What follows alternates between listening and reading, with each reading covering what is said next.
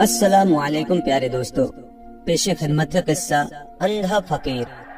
بہت مدت ہوئی، ملک ایران کے مشہور شہر تبریز میں ایک غریب اندھا فقیر رہتا تھا۔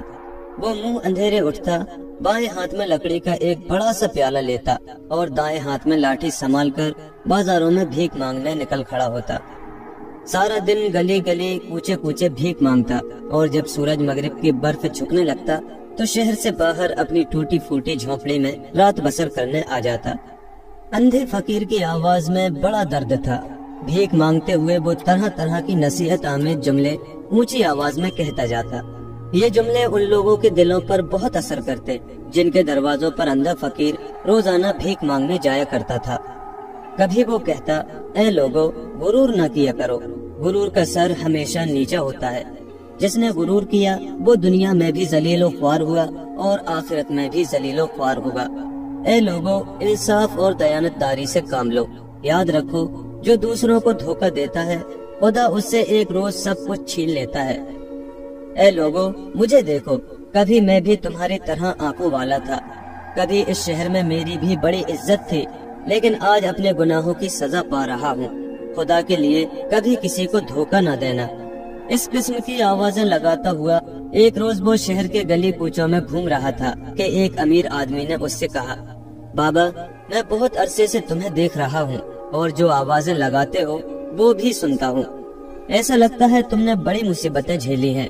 آؤ، آج میرے پاس بیٹھو اور اپنی تمام کہانی سناؤ۔ فکر مت کرو، جس قدر بھیک تمہیں دن بھر گھوم پھرنے کے بعد شہر سے ملتی ہے وہ میں تمہیں دوں گا۔ شرط صرف یہ ہے کہ اپنی دکھ بھری داستان سچ سچ سناؤ۔ اندھے فقیر نے اپنی لاٹھی اور بھیک مانگنے کا پیالہ وہی زمین پر رکھ دیا اور اس نیک دل امیر آدمی کو دعائیں دیتے ہوئے بولا، میاں، خدا تمہیں خوش رکھے۔ مجھ غریب کی آپ بیتی سن کر کیا کرو گے؟ بس جو میں کہا کرتا ہوں اس پر عمل کیے جاؤ۔ میں ایسا ذلیل اور سنگ دل شخص ہوں کہ میری داستان سننے کے بعد تم مجھے دھتکار کر اپنے گھر سے نکال دو گے۔ امیر آدمی نے اندھے فقیر کو یقین دلایا کہ وہ ہرگز ایسا نہیں کرے گا، بلکہ وہ تو عبرت حاصل کرنے کے لیے اس سے کہانی سننے کا خواہش مند ہے۔ اندھے فقیر نے ٹھنڈی آہ بھر کر یوں اپنی کہانی شروع کی، جناب، میں شہر تبریز ہی کا رہنے والا ہوں اور اپنے باپ کا اکلوتا بیٹا تھا۔ اس نے بڑی شفقت اور محبت سے میری پرورش کی۔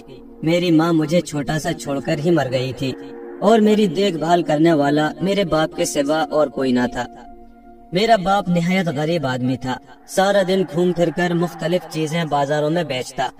وہ اپنے کام میں بڑا محنتی اور دیانت دار تھا، اس لیے خدا نے اس کے کاروبار میں برکت دی۔ آہستہ آہستہ اس کے پاس خاصی دولت جمع ہو گئی اور اس نے شہر کے ایک بارونق بازار میں دکان خرید لی۔ کچھ عرصے بعد اس نے جواہرات کی خرید و فروخت کا کاروبار شروع کیا۔ شہر میں باپ کی بڑی شاخ تھی۔ دوسرے تاجر اور جوہری اسے زبانی وعدے پر ہزاروں لاکھوں کے جواہرات دے دیا کرتے تھے، اور سارے شہر میں بلکہ تمام ملک میں میرے باپ کی ایمانداری اور شرافت کی دھوم تھی۔ ہر شخص اس کی عزت کرتا تھا۔ رفتہ رفتہ میرا باپ اپنی انہی خوبیوں کے باعث ملک کا سب سے دولت مند جوہری بن گیا۔ مجھے اس نے برابر اپنے ساتھ کاروبار میں شامل رکھا اور تجارت کی اونچ نیچ اچھی طرح سمجھائی۔ وہ کہا کرتا تھا کہ بیٹا، یہ سب مال و دولت اور کاروبار میرے بعد تمہارا ہے اور تم ہی اسے سنبھالو گے، لیکن یاد رکھو، دیانت، محنت، اچھی صاف کاروبار کی جان ہے۔ جب تک تم ان باتوں پر عمل کرتے رہو گے تمہیں کوئی تکلیف نہیں ہوگی، اور اگر خدا نہ خواستہ تم نے تجارت میں بے ایمانی، فریب اور دھوکے کو دخل دیا، لوگوں سے جھوٹے وعدے کر کر کے مال خریدنا شروع کیا، انہیں رقم ادا نہ کی، تو سمجھ لو کہ ایک دن نہ صرف یہ تمام دولت تمہارے ہاتھ سے جاتی رہے گی، بلکہ تم خدا اور اس کی مخلوق کے سامنے بھی ذلیل ہوگے۔ لہٰذا یہ طے کر لو کہ کیسے ہی حالات پیش کیوں نہ آئے، ایمانداری اور دیانت کو ہاتھ سے نہ جانے دینا۔ میں اپنے باپ کی یہ قیمتی باتیں اور عمدہ نصیحتیں دن رات سنتا اور ان پر عمل کرنے کا وعدہ کرتا۔ کچھ عرصے بعد میرا باپ دوسرے تاجروں کے ساتھ موتی خریدنے کے ارادے سے بحرین کے سفر پر گیا۔ اسے اس کاروبار میں بڑا نفع ہوا، مگر چند دن کے اندر اندر وہ بیمار ہو کر مر گیا۔ باپ کے مرتے ہی دنیا میری آنکھوں میں اندھیری ہو گئی۔ ایسا لگا اس غم سے میں اپنے ہوش و حواس کھو بیٹھوں گا۔ کسی بات اور کسی کام میں جی نہ لگتا تھا۔ ہر وقت باپ کی صورت نگاہوں کے سامنے رہتی۔ एक कोने में मुंह छुपाए आंसू बहाता रहता। आहिस्ता आहिस्ता ये हालत दूर होनी शुरू हुई। मैंने कारोबार की तरफ ध्यान दिया। दूसरे ताजिरों ने भी मेरा हौसला बढ़ाया और हर किस्म के मशवरे और मदद का वादा किया। गरज मैं दुकान पर बैठने लगा और वो तमाम लगे बंधे ग्राहक जो मेरे बाप की जिंदगी में जवाहरात खरीदने के लिए दुकान पर आते थे, अब भी आने लगे।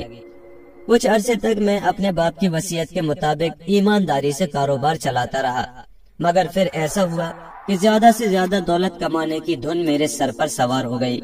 मैं चाहता था कि दुकान में जितनी तिजोरियां रखी है उन सब में सोने की अशरफियां और हीरे जवाहरात नीचे से ऊपर तक भरे हों और मैं उन्हें देख देख कर खुश होता रहूं। दौलत कमाने की ये हवस रोज बरोज बढ़ती ही गई, यहाँ तक कि मैं अपने बाप की तमाम नसीहतें भूल गया और कारोबार में बेईमानी से काम लेने लगा। मैंने महसूस किया कि ग्राहकों को धोखा और फरेब देकर मैं ज्यादा दौलत कमा सकता हूँ।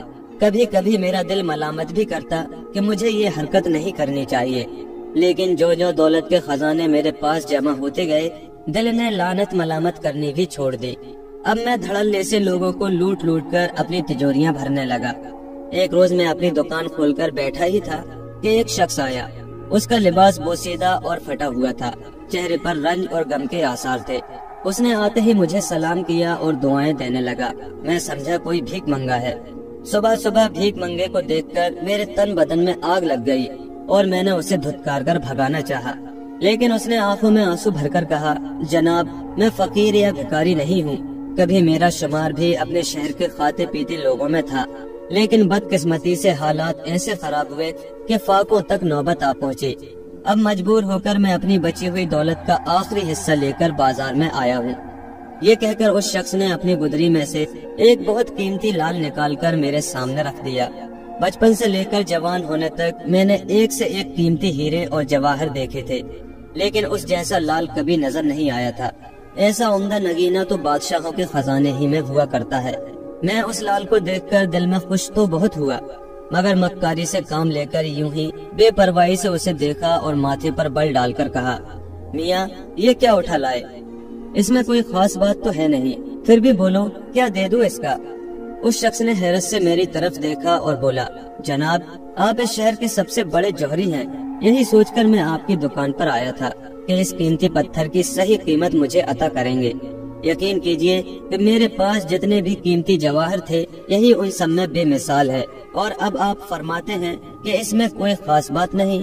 उस शख्स की ये बात सुनकर मैंने एक बार फिर उस लाल को हाथ में उठाया और खूब गौर से देखा भाला। बेशक वो बेहद कीमती पत्थर था। उसकी कीमत 1-1.5 लाख अशरफियों से क्या कम होगी, लेकिन मैंने मायूसी से गर्दन हिलाते हुए कहा, अरे साहब आपको धोखा हुआ है। ये लाल इस कदर कीमती नहीं, इसमें तो कई ऐब हैं। शायद आपने इन ऐबों पर गौर नहीं किया। पहला ऐब तो ये है कि इसका रंग एक सा नहीं, कहीं से हल्का है कहीं से गहरा, फिर वजन भी कुछ ज्यादा नहीं, और सबसे बड़ा सबब ये कि इसके जिगर में एक दाग है। अगर ये ऐब इसमें ना होते तो ये लाखों की मिल्कियत का होता। अब तो इसकी कीमत चंद दीनार से ज्यादा नहीं। ये कहकर मैंने लाल उसके सामने धर दिया और बेपरवाही से दूसरे कामों में यूं मसरूफ हो गया जैसे मुझे उसकी कोई परवाह नहीं है। अगरचे अंदर से मेरे दिल में बड़ी हलचल मच रही थी कि ये शख्स लाल को उठाकर किसी दूसरे जौहरी की दुकान पर न ले जाए, मगर मालूम होता था कि वो मजबूरी के हाथों बहुत परेशान था। उसने भर्राई हुई आवाज में कहा, अच्छा जनाब, जो आप फरमाते हैं वो दुरुस्त होगा, मगर इस वक्त तो ये लाल मुझसे खरीद लीजिए, आपका बड़ा एहसान होगा मुझ पर। उसकी ये बात सुनकर मैं समझ गया कि शिकार फंस चुका है और ये अपना कीमती लाल मेरे हाथ औने पौने बेच डालेगा। मैंने हमदर्द बनकर कहा, अरे मियाँ, इसमें एहसान की क्या बात है? जो खिदमत मुझसे हो सकती है वो करने के लिए तैयार हूँ। फरमाइए इसके कितने पैसे दे दूँ? अजी जनाब, अब मैं अपने मुंह से क्या अर्ज करूं? जो कीमत आप मुनासिब ख्याल करें दे दें। पहले तो मैंने सोचा कि उसे 1000 दीनार दे दूं, लेकिन फिर बेईमानी ने मुझे वर्गलाया कि 1000 दीनार तो बहुत ज्यादा है। अगर देने ही हैं तो 20 दिरहम देकर ये लाल हत्या लो। हालांकि मैं अच्छी तरह जानता था कि 20 दिरहम में तो एक मामूली मोती भी नहीं मिलता, तो इतना बेश कीमत लाल कैसे मिलेगा जिसकी कीमत कम अज कम 1 लाख सोने की अशरफियां हो। गरज मैंने संदूक खोलकर 20 दिरहम के सिक्के निकाले और उस शख्स के हाथ में थमा दिए। اس نے انتہا حیرت و تعجب سے پہلے ان 20 درہم کے سکوں کو دیکھا، پھر میری جانب تکنے لگا۔ جناب عالی، کیا صرف 20 درہم عنایت فرمائیے گا؟ اس نے پوچھا۔ اس لال کی قیمت صرف 20 درہم؟ تو اور کیا ساری دکان تمہیں دے دوں؟ میں نے ناراض ہو کر کہا۔ اگر یہ قیمت منظور نہیں تو جاؤ راستہ ناپو، آ جاتے ہیں صبح صبح پریشان کرنے کے لیے۔ وہ کوئی بہت ہی شریف اور غیرت مند آدمی تھا۔ اس نے ٹھنڈی آہ بھری، مجھے سلام کیا اور 20 درہم کی معمولی رقم وصول کر کے چلا گیا۔ اس کے جاتے ہی میں نے جھپٹ کر لال اٹھایا، اسے چوما اور جھٹ سے اپنی تجوری میں بند کر دیا۔ واہ رے میرے مولا، صبح صبح ہی کیسے زبردست نفع کا دھندا کرا دیا۔ اب میں اسی لال کے عوض 1.5 لاکھ سونے کی اشرفیاں بڑی آسانی سے جب چاہے حاصل کر سکتا تھا۔ اس کے 2 دن بعد کا ذکر ہے، میں منہ اندھیرے اپنی دکان پر آیا۔ اس وقت سارا بازار بند تھا۔ میں ہی ایسا دکاندار تھا جو سورج نکلنے سے بھی پہلے دکان کھولنے کا عادی تھا تاکہ گاہک سب سے پہلے میری دکان پر ہی آئے۔ تھوڑی دیر بعد میں نے باہر سڑک پر گھوڑے کی ٹاپوں کی آواز سنی۔ یہ سمجھ کر کہ شاید کوئی گاہک آیا ہے، میں نے دکان سے باہر جھانکا۔ کیا دیکھا کہ ایک شخص گھوڑے پر سوار چلا آتا ہے۔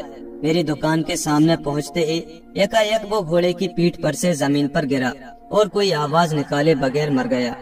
سوار کے گرتے ہی کئی راہگیر اور کام کاج پر جانے والے مزدور اور ایسے ہی دوسرے آدمی دوڑے ہوئے آئے اور آتے ہی مجھے گھیر لیا۔ کیونکہ بدقسمتی سے میں گھڑ سوار کے گرتے ہی اپنی دکان سے نکل کر اس کے قریب پہنچ گیا تھا اور میرا ارادہ تھا کہ جو کچھ اس کی جیب میں ہوگا وہ نکال کر اپنے قبضے میں کر لوں گا۔ ان لوگوں نے آتے ہی مجھ پر حملہ کر دیا۔ کوئی جوتے مارنے لگا، کسی نے گھوسے لگائے اور کوئی مجھے لکڑی سے پیٹنے لگا۔ وہ سب ایک آواز ہو کر یہی کہتے تھے کہ گھڑ سوار کو تم نے مارا ہے۔ میں لاکھ دہائی دیتا کہ میں نے اسے مارنا تو ایک طرف، ہاتھ تک نہیں لگایا، لیکن کسی نے میری ایک نہ سنی۔ آنن فانن لوگوں نے میری مشقیں باندھ لی۔ میں نے اپنے تاجر بھائیوں اور دوسرے ان دکانداروں کو مدد کے لیے پکارا جو اپنی اپنی دکانیں کھول چکے تھے، لیکن کوئی مدد کے لیے نہ آیا۔ سب دور کھڑے تماشا دیکھتے رہے۔ دراصل وہ سب میری بے ایمانیوں اور دھوکے سے اچھی طرح واقف ہو چکے تھے اور مجھ سے نفرت کرنے لگے تھے۔ اتنے میں شہر کا کوتوال سپاہیوں سمیت آ گیا۔ وہ بھی مجھ سے جلتا تھا کیونکہ ایک موقع پر میں نے اس کی بیوی سے سونے کے 1 ہار کی 4 گنا قیمت وصول کی تھی۔ کوتوال نے آتے ہی پہلے تو میری خوب ٹھکائی کی، پھر گرفتار کر کے شہر کے حاکم کی عدالت میں لے گیا۔ شہر کا حاکم نہایت بدماش اور بے ایمان آدمی تھا۔ ایک مرتبہ وہ میری دکان پر آیا تھا اور حکومت کا رعب جتا کر کچھ جواہرات لے جانے کی کوشش کی تھی، مگر میں نے اسے بے عزت کر کے نکال دیا تھا۔ اب جو اس نے مجھے اس حال میں دیکھا تو بہت خوش ہوا اور یہ سن کر کہ میں نے گھڑ سوار کو جان سے مار ڈالا ہے، فوراً میری سزائے موت کا حکم دے دیا۔ میں نے اس کی بڑی منت سماجت کی، بہت قسمیں کھائیں کہ میں تو اس گھڑ سوار کو جانتا تک نہیں اور نہ میری اس سے کوئی دشمنی تھی، میں اسے کیوں ہلاک کرتا۔ مگر حاکم نے میری کسی بات پر کان نہ دھرا اور جلادوں کو بلا کر مجھے ان کے حوالے کر دیا۔ قتل کے مجرم کو سورج نکلنے سے پہلے موت کے گھاٹ اتارا کرتے تھے، چنانچہ جلاد نے مجھے موت کی کوٹری میں رات بھر کے لیے بند کر دیا۔ میں اپنی زندگی سے بالکل مایوس ہو چکا تھا کہ یکایک آدھی رات کے وقت کوٹری کا دروازہ کھلا اور شہر کا حاکم اندر داخل ہوا۔ میں اسے دیکھ کر کھڑا ہو گیا۔ وہ اکیلا ہی آیا تھا اور جلاد کو اس نے دروازہ کھلوا کر رخصت کر دیا تھا۔ جناب، خدا کے لیے مجھ بے گناہ پر رحم کیجیے۔ میں جھپٹ کر اس کے قدموں پر گر پڑا۔ میں بالکل بے گناہ ہوں۔ حاکم نے کہا لگایا، تم بہت بدماش اور بے ایمان آدمی ہو، ہم تمہیں اچھی طرح جانتے ہیں۔ میں تو مدت سے اس فکر میں تھا کہ تم کسی طرح میرے فندے میں پھنسو۔ اب صبح سورج نکلنے سے پہلے پہلے تمہاری گردن اڑا دی جائے گی۔ حضور، میں اپنے کیے پر نادم ہوں۔ ایک روز آپ میری دکان پر تشریف لائے تھے اور میں آپ سے گستاخی کے ساتھ پیش آیا تھا، اس کی معافی چاہتا ہوں۔ اکیلے معافی سے کام نہ چلے گا، بے وقوف جوری، حاکم نے مجھے دھمکاتے ہوئے کہا۔ ہم نے سنا ہے تو نے بڑی دولت جمع کر لی ہے، کچھ اس میں ہمارا بھی حصہ ہے یا نہیں؟ اب میں اس کمینے کا مطلب سمجھا۔ وہ مجھ سے جان بخشی کی رشوت مانگ رہا تھا۔ میں نے کانپتی ہوئی آواز میں کہا، میری دولت آپ ہی کی ہے جناب، جو حکم کرے پیش کر دوں۔ ٹھیک ہے، وہ ہنس کر بولا، اب آئے سیدھی راہ پر۔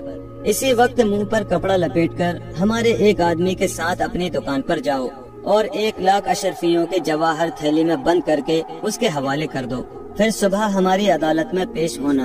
रहम की एक दरख्वास्त तुम्हारी जानिब से अदालत में दी जाएगी। हमने चंद गवाहों का इंतजाम किया है जो ये गवाही देंगे कि तुमने उस घुड़सवार को हलाक नहीं किया। उसके बाद हम तुम्हारी रिहाई का हुक्म दे देंगे। और यूं उस मोजी हाकिम को 1 लाख अशरफियों के हीरे जवाहर रिश्वत में देकर मैंने अपनी जान बचाई। उस वाक़े के बाद होना तो ये चाहिए था कि मैं नसीहत पकड़ता और आइंदा के लिए धोखे, फरेब और बेईमानी से तौबा कर लेता। लेकिन हुआ ये कि पहले से भी ज्यादा दौलत कमाने का लालच भूत बनकर मुझ पर सवार हो गया। शहर के हाकिम को 1 लाख अशरफियों के जो हीरे मैंने दिए थे, उस नुकसान को जल्द से जल्द पूरा करने की धुन लगी हुई थी। मैंने तय कर लिया कि जब तक इतनी रकम नहीं कमा लूंगा, ईमानदारी को अपने करीब न भटकने दूंगा। एक दिन का जिक्र है, मैं अपनी दुकान पर बैठा था कि 2 औरतें जर्क बर्क लिबास पहने दुकान के सामने आन खड़ी हुई। एक औरत की गोद में छोटा सा बच्चा था जिसे उसने कपड़ा उड़ा रखा था। दूसरी औरत के हाथ में एक खूबसूरत तिनकों की बनी हुई टोकरी थी। वो दोनों आपस में बातें करने लगी। उनकी आवाज मेरे कानों तक आसानी से पहुंच रही थी। बच्चे वाली औरत ने अपनी कमीज की जेब में हाथ डाला और बहुत सी सोने की अशरफियां निकालकर दूसरी औरत को देते हुए बोली, ये अशरफियां ले जाओ और हाजी जलाल जौहरी की दुकान पर जाकर उसे दे दो। कहना कि खानम ने ये अशरफियां भेजी हैं। कल तुम जो उसके हाथ से चंद अंगूठियां और हार वगैरह लेकर आई थी, उन चीजों की आधी कीमत है। हाजी जलाल से कहना कि बाकी रकम कल जरूर पहुंच जाएगी। अब जिन जिन जेवरों की हमें जरूरत है, हाजी से कहना कि जल्द तैयार कर दे, क्योंकि शादी में अब 10 ही दिन बाकी रह गए हैं। मैं यहीं रुककर तुम्हारा इंतजार कर रही हूँ।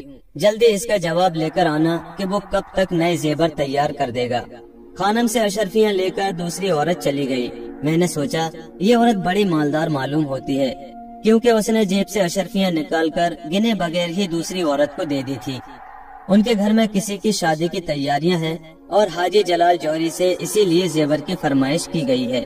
चुनांचे मैंने बड़े अदब से उनको सलाम किया और कहा, ए मुअज़्ज़ज़ खातून, आप वहाँ सड़क पर कब तक खड़ी रहेंगी? यहाँ मेरी दुकान में आकर बैठ जाइए। ये सुनते ही वो औरत कुछ शर्माई, फिर झिझकती हुई आई और दुकान के बैरूनी हिस्से में बैठ गई। मैंने कहा, मुअज़्ज़ज़ खातून, क्या मैं पूछ सकता हूँ कि हाजी जलाल जौहरी से आपने कौन कौन से जेवर किन किन दामों में खरीदे हैं? ये मैं इसलिए पूछ रहा हूँ कि हाजी जलाल कुछ अच्छा ताजिर नहीं है। वो ज्यादा रकम वसूल करने में बहुत बदनाम है। अच्छा, ये बात है, औरत ने हैरत से कहा, मगर अब क्या हो सकता था? हमने तो उससे बहुत सी चीजें खरीदी हैं, कपड़े, हीरे जवाहर और सोना वगैरह। असल में मेरी छोटी बहन की शादी वजीर के लड़के से होने वाली है। 10 दिन शादी में बाकी हैं और अभी बहुत सा जेवर और कपड़ा खरीदना है। कल हमने हाजी जलाल की दुकान से जेवर खरीदा था। बाज़ जवाहरात हमें पसंद नहीं आए। उसने कहा था कि 1-2 दिन में उम्दा उम्दा हीरे आएंगे, फिर आनकर ले जाइएगा। औरत की ये बातें सुनकर मेरी राल टपकने लगी। मैंने सोचा, गाहक बहुत अमीर मालूम होता है। अगर इसके हाथ में अपने हीरे जवाहर बेचूं तो हजारों के वारे न्यारे एक आन में कर सकता हूँ। ये सोचकर मैंने कहा, मोहतरम खातून, अगर आप हुक्म दें तो मैं ऐसे नफीस और कीमती जवाहरात आपकी खिदमत में पेश करूं जो यहाँ किसी जौहरी के पास आपको ना मिलेंगे। कीमत की आप फिक्र न कीजिए, जिस कदर मुमकिन हो सका कीमत में रियायत कर दूंगा। ये सुनते ही उस औरत ने खुश होकर कहा, हाँ हाँ जरूर दिखाइए, अगर पसंद आए तो खरीद लूंगी, लेकिन शर्त ये है कि खरीदने से पहले मैं ये जवाहर अपने मकान पर भेजूंगी ताकि मेरी बहन भी पसंद कर ले, जिसकी शादी होने वाली है। खुदा करे उसे आपके दिखाए हुए हीरे जवाहरात पसंद आ जाएं, फिर तो हम मुंह मांगी कीमत पर भी खरीद लेंगे। खानम की ये बात सुनकर मारे लालच के मेरे मुंह में पानी भर आया। मैंने कहा, मोहतरम खातून, जो हीरे और जेबर मैं आपको दिखाऊंगा वो सब के सब लाजवाब और बेश कीमत है। जैसा कि मैंने कहा, पूरे बाजार में किसी और जौहरी के पास इतना उम्दा और नफीस माल ना होगा। हम ऐसी चीज आप ही जैसे कदरदानों के लिए संभाल संभाल कर रखते हैं और हर आने वाले ग्राहक को दिखाते भी नहीं। अभी मैं ये चिकनी चुपड़ी बातें कर ही रहा था कि दूसरी औरत वापस आ गई। उसने एक खूबसूरत मोतियों का हार निकालकर खानम को देते हुए कहा, हाजी जलाल ने ये हार तैयार करके दे दिया है और वो सलाम अर्ज करके कहता है कि इंशाअल्लाह बाकी जेबर कल परसों तक जरूर तैयार हो जाएगा। उसने ये भी कहा है कि कीमत की उसे इतनी जल्दी नहीं है, जब जी चाहे रकम भिजवा दीजिएगा। خانم نے بے پرواہی سے دوسری عورت کی یہ بات سنی اور ہار کو الٹ پلٹ کر دیکھتے ہوئے بولی، یہ بھی کوئی ہار ہے، مجھے یقین ہے کہ دلہن اسے کبھی پسند نہ کرے گی۔ جی تو چاہتا ہے کہ اسے ابھی حاجی صاحب کے پاس واپس بھجوا دوں، مگر یہ خیال کر کے رکھ لیتی ہوں کہ ان سے ہمارا پرانا لین دین ہے۔ اچھا خیر، اب آپ مہربانی فرما کر وہ جواہر دکھائیے جن کا ذکر آپ نے مجھ سے کیا ہے۔ ابھی لیجئے، میں نے جلدی سے کہا اور تجوری کھول کر ہاتھی دانت کا بنا ہوا حسین ڈبہ نکالا۔ اس ڈبے کے اندر ہی وہ نادر ہیرے رکھے ہوئے تھے، انہی میں وہ لال بھی تھا جو میں نے ایک مصیبت زدہ سے صرف 20 درہم میں ہتھیا لیا تھا۔ دونوں عورتیں حیرت، دلچسپی اور خوشی سے ہیرے دیکھتی رہیں، ہر ہیرے کی قیمت پوچھتی جاتی تھی۔ میں بھلا کہاں چونکنے والا تھا، میں نے بھی خوب بڑھ چڑھ کر قیمتیں بتائیں۔ اس لال کی طرف اشارہ کرتے ہوئے خانم نے کہا، کتنا خوبصورت پتھر ہے، کیسی چمک دمک ہے، بھائی یہ تو بہت قیمتی معلوم ہوتا ہے۔ کیوں جناب، کیا قیمت ہوگی اس کی؟ محترم خاتون، ایسا پتھر دنیا میں کہیں نہ ملے گا، خاص شہنشاہ ترکی کے خزانے کا ہے، وہاں سے ایک شہزادہ نہ جانے کیسے اڑا لایا اور میرے ہاتھ بیچ گیا، بس اس کی قیمت نہ پوچھئے، اسے لے جائیے۔ پھر بھی کچھ تو بتائیے نا، اس نے اصرار کیا۔ صرف 2 لاکھ اشرفیاں، میں نے آہستہ سے کہا۔ میرا خیال تھا کہ اتنی بڑی قیمت سن کر وہ مایوس ہو جائے گی، لیکن اس نے خوش ہو کر کہا، صرف 2 لاکھ اشرفیاں، ہمیں یہ قیمت منظور ہے، ان داموں تو ہر لال بے حد سستا ہے۔ قصہ مختصر، اس خاتون نے لال کے ساتھ ساتھ کئی دوسرے جواہرات اور موتی بھی پسند کیے۔ میں نے اس کے پسند کیے ہوئے جواہر اسی ہاتھی دانت کے ڈبے میں احتیاط سے رکھ دیے۔ اس کے بعد خانم نے مجھ سے کاغذ اور قلم مانگا، میں نے دونوں چیزیں پیش کی۔ اس نے کاغذ پر کچھ لکھ کر وہ جواہر کے ڈبے سمیت اپنی ساتھی عورت کو دیا اور کہنے لگی، اب تم جلدی سے یہ جواہر گھر لے جا کر بہن کو دکھا لاؤ، مجھے اندیشہ ہے کہ ان میں سے کئی موتی اور ہیرے وہ ناپسند کر کے واپس بھیج دے گی، لیکن یہ لال اسے ضرور پسند آئے گا۔ جب تک تم واپس آؤ میں یہی دکان پر بیٹھتی ہوں۔ یہ کہہ کر مجھ سے بولی، جناب اگر آپ کو بھروسہ نہ ہو تو اپنا کوئی آدمی اس عورت کے ساتھ ہمارے مکان پر بھیج سکتے ہیں۔ جی نہیں محترم خاتون، میں نے جلدی سے کہا، یہ آپ کیا فرماتی ہیں؟ آپ پر مجھے اعتماد ہی اعتماد ہے۔ نہایت اطمینان سے یہ جواہر اپنے گھر پسند کروانے کے لیے بھجوا دیجیے۔ غرض دوسری عورت جواہر کا ڈبہ لے کر چلی گئی اور خانم میری دکان پر بیٹھی رہی۔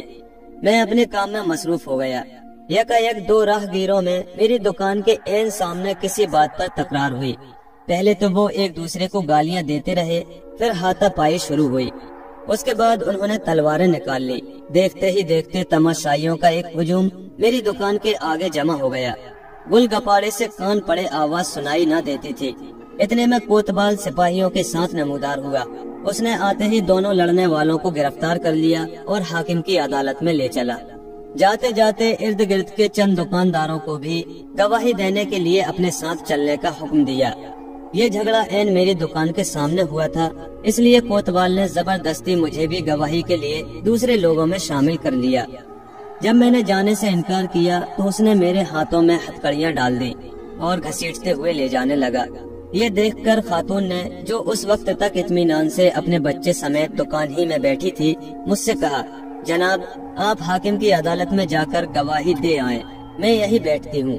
چلتے چلتے میں نے پڑوس کی ایک دکان پر بیٹھنے والے قصائی سے کہا کہ وہ عورت جو میری دکان پر بیٹھی ہے ذرا اس پر نگاہ رکھنا۔ قصائی کو کچھ خبر نہ تھی کہ معاملہ کیا ہے اور وہ عورت دکان پر کس لیے بیٹھی ہے۔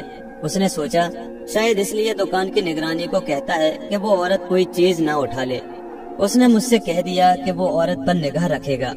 حاکم کی عدالت میں گواہی دے کر جب میں واپس اپنی دکان پر آیا تو دور ہی سے یہ دیکھ کر دل دھک دھک کرنے لگا کہ وہ خاتون دکان پر نہیں ہے۔ البتہ اس کا ننھا سا بچہ ایک کمبل میں لپٹا ہوا گہری نیند سو رہا تھا۔ میں نے قصائی سے پوچھا کہ وہ عورت کہاں گئی؟ اس نے کہا، تمہارے جانے کے بعد وہ میرے پاس آئی اور کہنے لگی کہ میں تھوڑی دیر کے لیے حاجی جلال جوہری کی دکان پر ایک کام سے جا رہی ہوں، اپنا بچہ یہیں چھوڑے دیتی ہوں، تم مہربانی کر کے اس کا دھیان رکھنا۔ یہ کہہ کر وہ چلی گئی۔ اسے گئے ہوئے کتنی دیر ہوئی؟ میں نے پوچھا۔ بہت دیر ہو گئی، قصائی نے جواب دیا۔ میں نے دکان میں جا کر کمبل میں لپٹے ہوئے بچے کو دیکھا تو پیروں تلے کی زمین نکل گئی۔ وہ چینی مٹی کا بنا ہوا کھلونا تھا۔ میں نے اسی وقت شور مچایا کہ دوڑو بھاگو، میں لٹ گیا، برباد ہو گیا، لیکن اس فریاد کا کوئی نتیجہ نہ نکلا۔ وہ فریبی عورتیں نہ جانے کہاں غائب ہو گئی تھیں۔ میں نے کسائی کو غصے میں گالیاں دی اور کہا کہ جب میں کہہ کر گیا تھا کہ عورت پر نگاہ رکھنا تو تم نے اسے جانے کیوں دیا؟ کسائی نے جواب دیا کہ میں تمہارا نوکر نہیں تھا جو اپنا کام چھوڑ کر عورت کو دیکھتا رہتا۔ اس کا جواب سن کر میرا پاگل پن انتہا کو پہنچنے لگا۔ لپک کر اس کی دکان سے گوشت کاٹنے کا چھرا اٹھایا اور اس پر حملہ کر دیا۔ کسائی بری طرح زخمی ہو گیا اور وہیں پر مر گیا۔ یہ دیکھتے ہی لوگ دوڑے دوڑے آئے اور مجھے پکڑ کر حاکم کی عدالت میں لے گئے۔